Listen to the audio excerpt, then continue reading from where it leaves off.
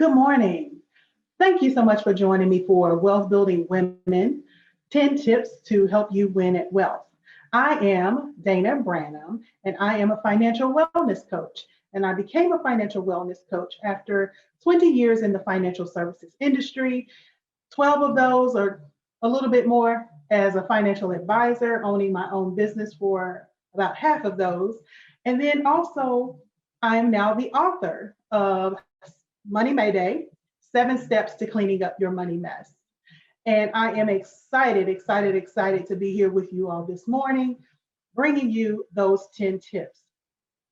Before I get started, though, as is customary, I would love to open us up with a word of prayer. Please bow your heads. Lord, we thank you for this day. We thank you for all that we will hear that is intended to help us pivot, Lord, in this year of 2020, to pivot toward you most of all, but also pivot toward those things that you would have us to do, have us to say, and those things that you would love for us to have, that you have waiting for us to be ready for them, Lord. Help the words of my mouth and the meditation of my heart be acceptable in your sight. May the knowledge that I bring today help your children, Lord, these women who have assembled here today. Help them to become all that you would have them to be. Lead them toward abundant life, Lord, the abundant life that is lived to the full. In Jesus' name I pray. In Jesus' name I pray. Amen. Thank you so much for joining me for that prayer. So, as I mentioned, I'm a financial wellness coach and a new author. However, I enjoy speaking to women most of all about changing the way that we have historically looked at our finances, prepared for those things to come in our future, and to prepare our children for that. So that's what I want to talk to you about a little bit today. And so the title of this session today is From Pink to Green, 10 Tips for Women to Win at Wealth. Now, yes, before you even think twice about it, I am a woman of Alpha Kappa Alpha Sorority Incorporated. However, that is not the focus of today's session. As you can imagine, everything pink and green catches my eye. And about 15 years ago, I was on a flight and I'm reading a magazine, and Susie Orman had written an article in the magazine, and it was called From Pink to Green. So it caught my eye, again, as you can imagine. However, what she was talking about, though, is critical to the conversation we're going to have today. From Pink to Green alluded to how women are typically considered naive, meek, mild, not as knowledgeable about finances, cute and demure, we don't take too many risks, and so forth. And what Susie was surmising is that we have to move from being pink, traditionally pink, to green. And that means being knowledgeable about our money, being willing to take risk when it is time to do so, having an opinion about what we need to do with our money. And so I'm sure that you can agree that you probably have a little pink. Hopefully you have a little green as well. And so I hope at the end of this session, you will have moved or be moving toward being way more green than pink. I love both of the colors, but when it comes to money, we need to move from pink to green. So here are some traits of a woman who might be still a little bit more in that pink category, if you will. A pink woman places others' interests before her own. She's jealous of competition. She's not following her dream or passion. She listens to naysayers and critics. She's not saving for the future. She may be overextended and overspending each month. She lets her spouse control her finances. She doesn't have a side hustle, and she ignores reality. Now, we want to move from being that woman. Together, we are doing that today, to being a green woman. And what a green woman has that the pink woman doesn't, she addresses issues head on. She takes risks. She puts money into her home. She takes advantage of opportunities to build wealth. Has established or is establishing a strong financial foundation. She's keeping her credit in check. She's developing a plan and sticking to it. And she's asking for guidance when there is something that she does not know. That's a green woman. So hopefully all of you who are gathered here today are excited about becoming a green woman. But let me tell you a little bit on why this topic is so important to all of us. It's certainly important to me being in financial services, but it is important for all of us.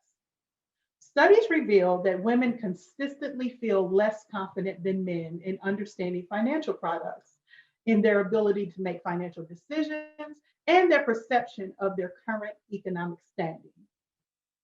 Is that you? It might be. You don't have to raise your hand, but just think about if that's you. Do you feel less confident about making financial decisions for yourself? Of the baby boomers, if we have any baby boomers in the room today, they're still in the generation where it's more accepted for a man to drive those financial decisions. And they lack the knowledge because a lot of them haven't needed to worry about their finances in the past. Okay. And then lastly, on this topic, we've got to stop using money that we're earning to make others' lives more comfortable. So that goes in that pink category, just as we were saying. Okay, let me share a few statistics with you, and that may help to bring this point home a little bit more before we move into the 10 tips. First, women control 51% of America's wealth and will inherit nearly $29 trillion over the next 40 years. And I don't know about you, but I want my piece of that $29 trillion. Don't you? Great. I'm glad you said yes, because I want you to have that your portion of that $29 trillion as well. Second, 96% of women are primarily responsible for the financial decisions of her household. Now go back to what I just said on the last slide, that women don't feel as confident as men in making financial decisions or in their knowledge about financial decisions. Yet 96% of women are primarily responsible for the financial decisions in the household. How do we balance that? If we're not confident about it, how are we managing the household? Well, I'm glad you asked, and I'm glad you are here so you can learn how to do that better if you are one of those. Number 3, women score up to 40% lower on financial literacy assessments. Okay, we're going to change that today. Fourth, the average age of widows in the United States is 59 years old. And if you're like me, you're thinking, oh my gosh, that is so young. You're right, it is. And given that the life expectancy of women is about 82, think of how long that woman is going to have to live and take care of her own finances once she becomes a widow. She may remarry, but I would venture to guess most do not. So average age of widows is 59 in the United States. And then the last statistic I'll share with you is that due to the high divorce rate and outliving men, as I just alluded to, 80 to 90% of women will be solely responsible for their finances at some point in their lives. That also does not take into consideration those who marry later. So they've been responsible for their finances a little longer than their mothers or grandmothers were. Okay? So let's jump into these 10 tips. I won't hold you longer than necessary. Let's jump into these 10 tips and see how we can pivot into what God has for us as far as 10 tips to win at wealth are concerned. The first tip I will share with you is don't let anyone else know more than you about your money. Okay? And that includes your husband or significant other. I'm not saying you have to be an expert. That's why we have people in those fields, CPAs and tax professionals and so forth. You don't have to be an expert, but you definitely need to know enough to know when something's going wrong with your money, okay? So don't let anyone else know more than you about your money. Please, please, please, ma'am, don't let them know that, because you have to be in control of your own money if you want to win at wealth. Tip number 2, earn your own money. Now, I know there are still some women out there who are professional mothers or just they stay at home and are not obligated to work. But I would implore you to please find a way to earn your own money so that you can control some of your own money and then so that you can manage that money, okay, and be responsible for that. So you may be looking for a side hustle. We're in the time of side hustles. I'm all about multiple streams of income. I'm trying to build my multiple streams up myself. I implore you to get a side hustle. And so you may be asking, well, what kind of side hustle do I need, Dana? Well, that depends on you. So all I can tell you is it's important to look at what you're good at because that makes it easier to do. What are you good at doing? What are you passionate about? Sometimes we have 9 to 5 jobs that we're not necessarily passionate about, but we're there 8 hours a day or sometimes more. And we're not necessarily passionate about it. So it could be something that you could fuel your interest by finding something you're passionate about to do on the side to balance that out. You could also look at what you just love doing. So, and that kind of goes with being passionate about it, but some people just love cleaning, right? And so get a cleaning business, start a cleaning business if that's the case for you. Some people, my best friend loves to make jewelry on the side, loves it with precious stones and all of those things, loves it. And she's super passionate about it, but she just even loves the act of it because she says it is soothing to her and therapeutic for her to even just do the act of making the bracelets and other jewelry that she makes. And then what do you already know how to do? So I say this all the time, don't reinvent the wheel if you don't have to. If you are a teacher, a math teacher, I know you can find some children to tutor. You might be tired of them at the end of the day, but you can also make some money by tutoring them, especially in this time that we are in, where parents are trying to come together and find some supportive resources for their children. Perfect opportunity to tutor um, and all kinds of things. So there's a side hustle out there for you if you are looking to do that. Okay. But somehow find a way to be in control of some of your money.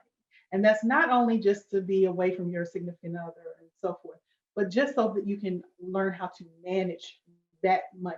Even if it's a small amount, learn how to manage that money because, again, we're going to inherit $29 trillion over the next 40 years, right?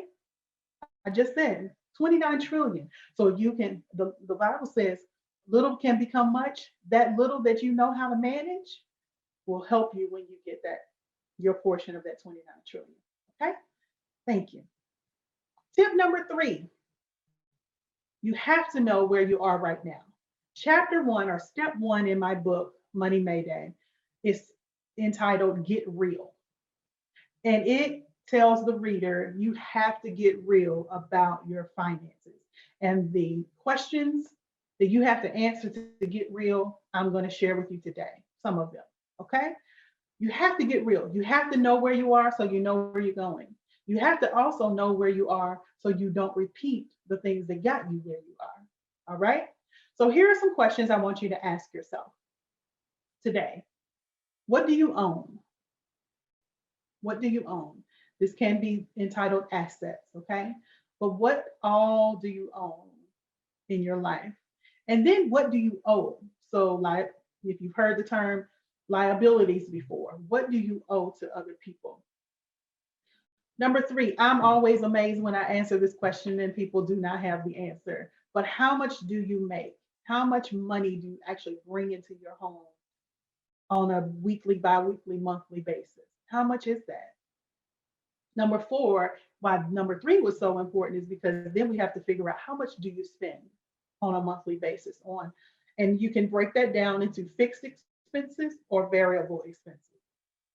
Excuse me, essential expenses or non-essential expenses.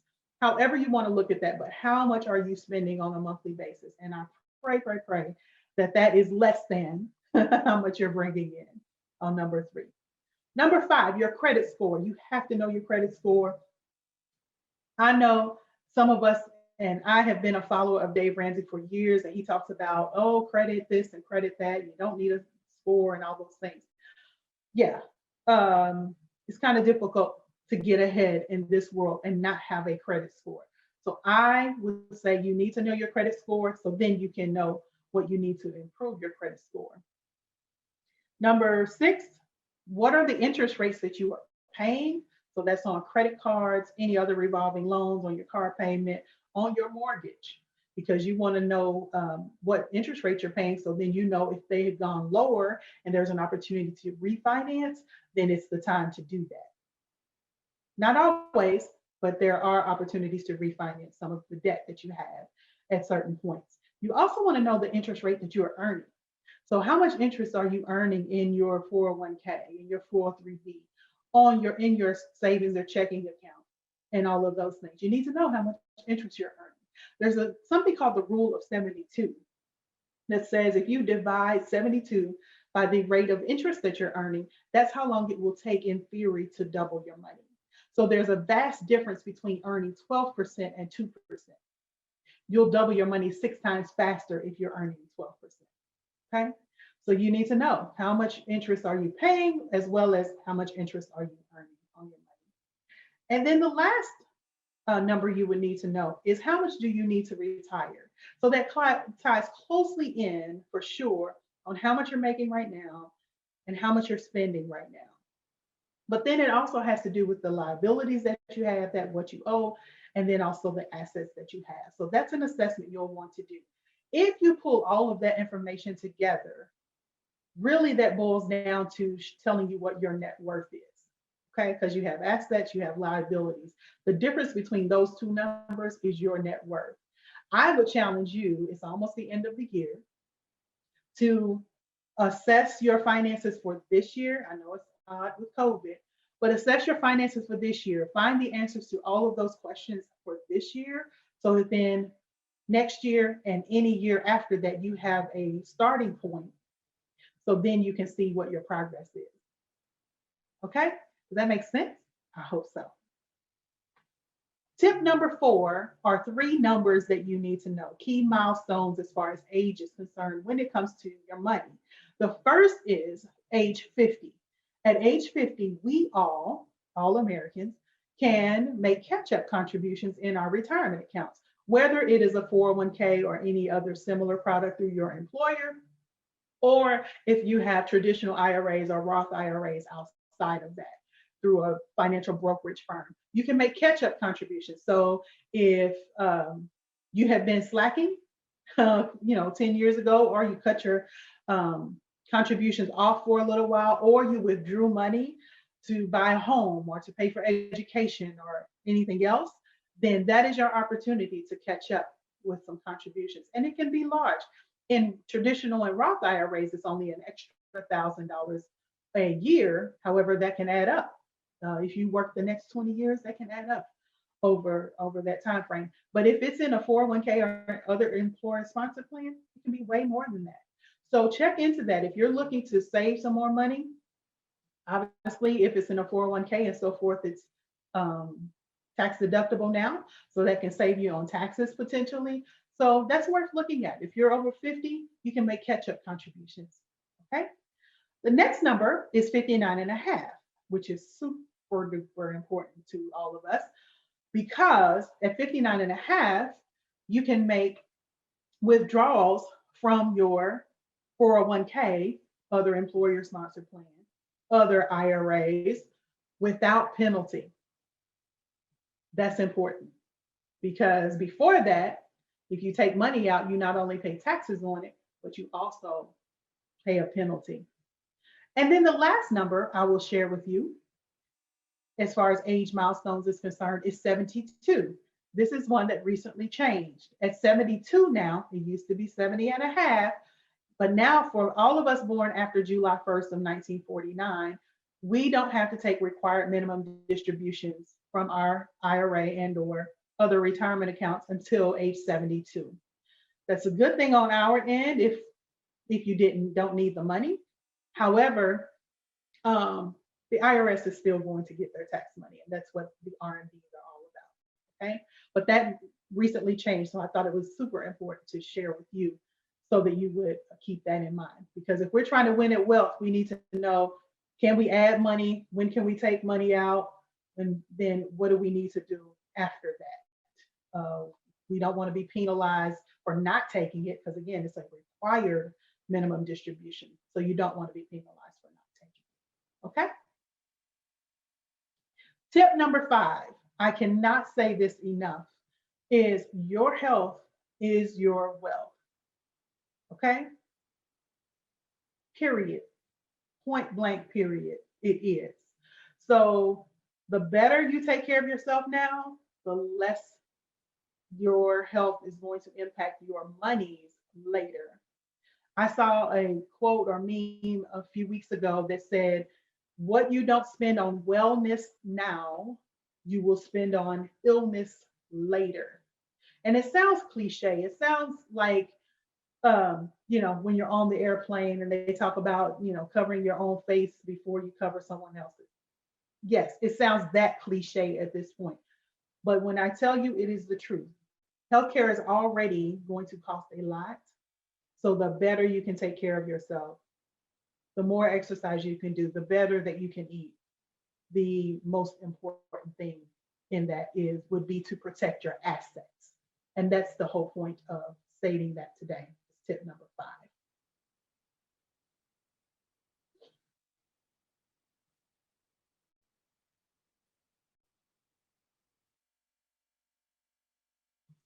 Tip number 6 is a review of the insurances that you need. There are 4 main types of insurance that you can have. And I know you've heard of all of them, but we'll talk about them in a little bit more detail, just so you know how to position them in your financial plan. The first is life insurance. The second is disability insurance, then long-term care, and then cash. And most people don't think of cash, having cash on hand, as insurance, but it really is. That's insuring you from having to go into debt to pay for an emergency or just to pay for those routine things that come up that insurance would come into play for if you don't have it. But I hope that you have insurance. And if you don't have it, then today is the day to look into getting the insurances that you need. So disability, that is intended to replace your income if you are unable to do your job. And there is short-term disability, long-term disability. There is disability you can get through Social Security Administration, and then there are policies that you can get outside. It depends, it's priced based on what kind of work that you do, how risky is it, and so forth. So you can imagine one of the electricians that goes up on the pole to repair our lines if there's a storm. That job is way more risky than an administrative assistant. And so the disability policies are priced accordingly to that.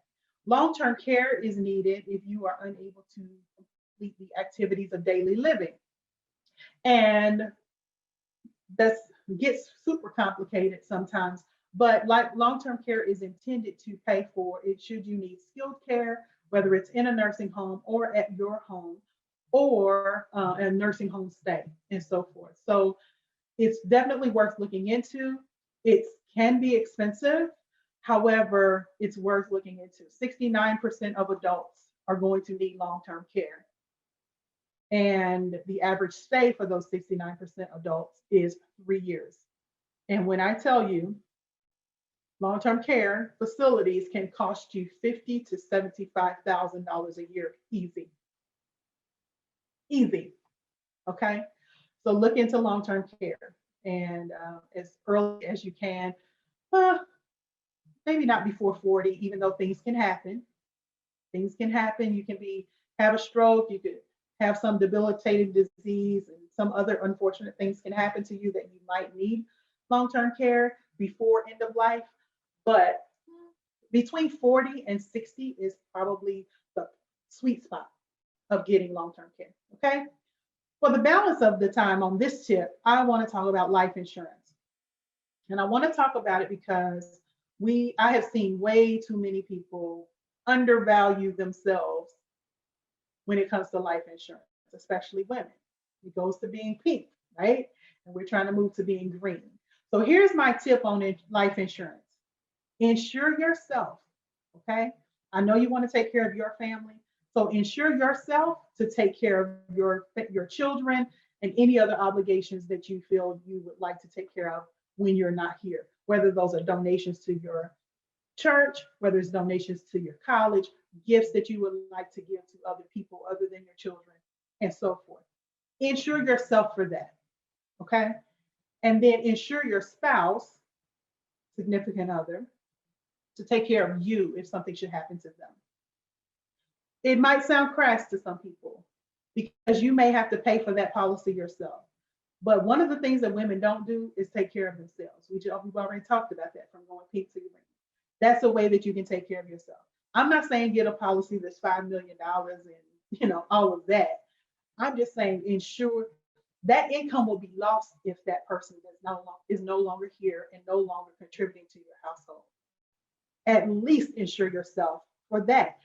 Not only does that take care of you in a financial way, it takes care of you so that you can take the time you need to get over that loss. It's an emotional support.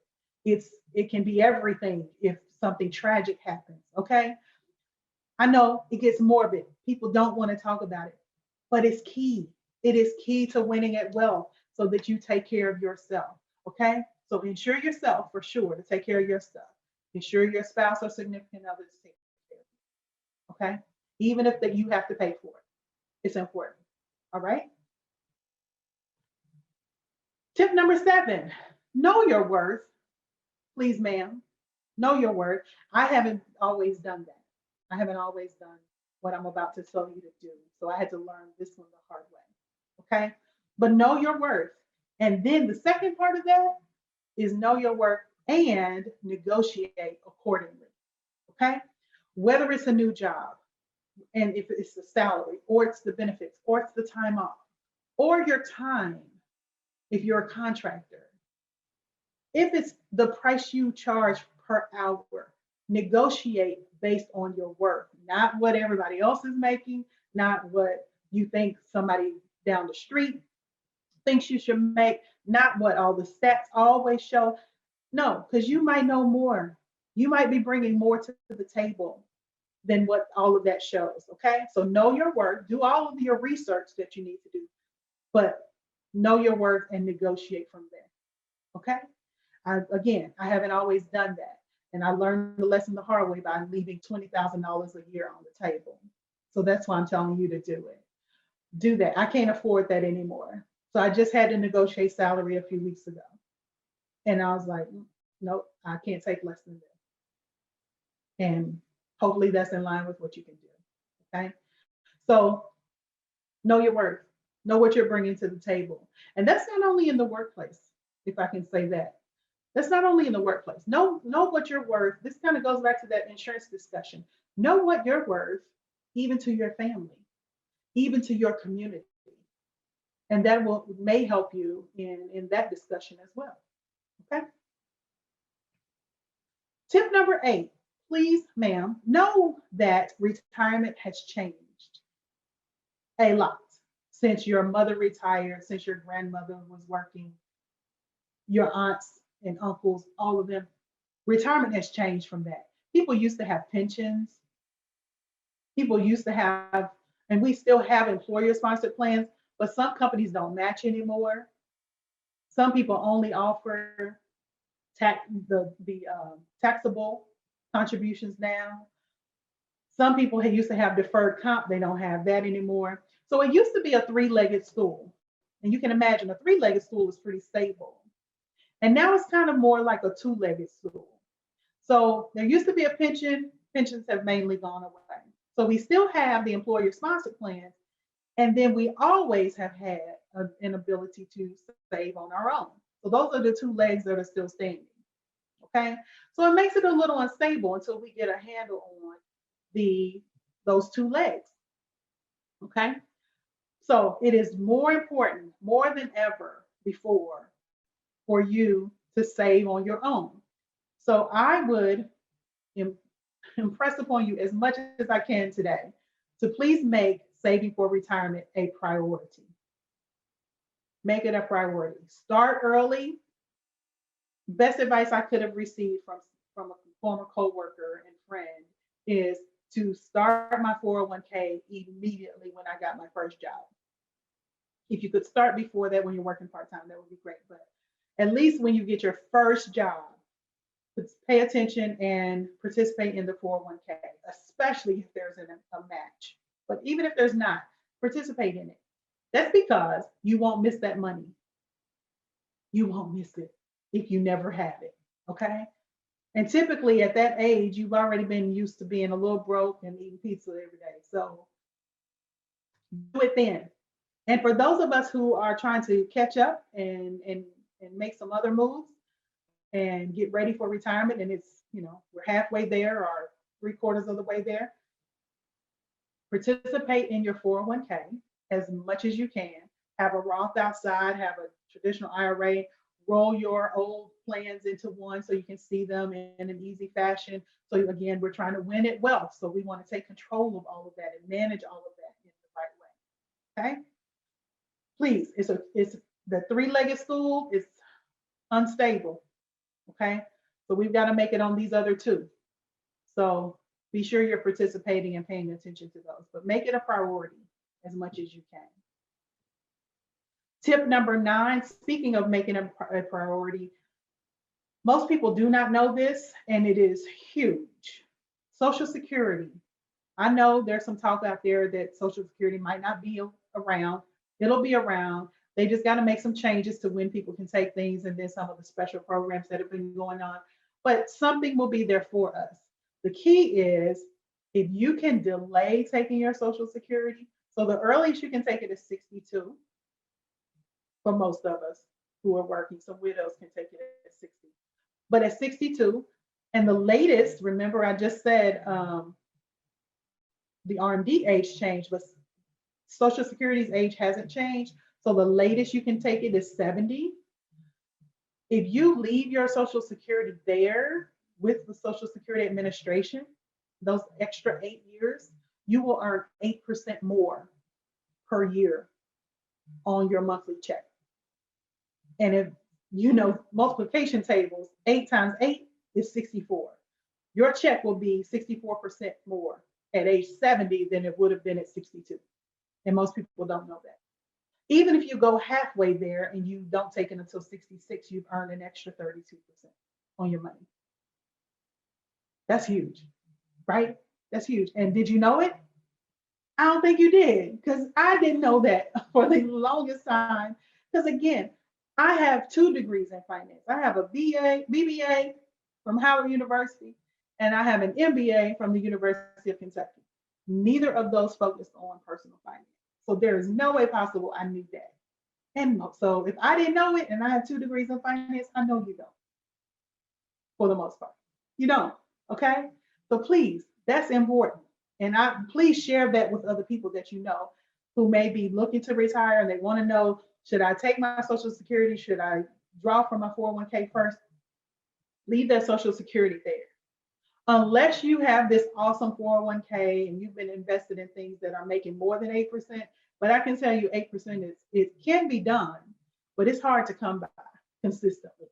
That's a guaranteed 8%. When have you ever seen that? Not often. All right. And let's round it out with tip number 10.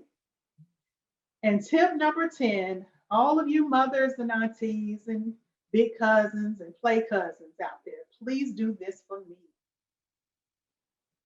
Teach your children or any of the other little people in your life how to manage money. If you don't know, if you're not doing the best doing that yourself, then y'all both enroll in a course to do it. Call me, I can help. Okay. And here's why. Yes, they need to know it. They need to know it for their own success, for sure. But guess what else? They need to know it so then you don't have to take care of them. And dig into your savings that you've worked hard for 30, 40 years. To dig into your IRA that you've been holding on to since you were 25, that you set up. Into all of the abundance that you planned for yourself. We've got to teach them. We got to teach them for their own good and for our own good. Because again, this is about moving from pink to green, and winning at wealth requires you to take care of yourself. So I'm going to close out today. I'm glad you've been here with me. I hope the tips are helpful to you in pivoting toward your abundant life that God has waiting for you. I pray that fervently for you because I'm praying that fervently for myself.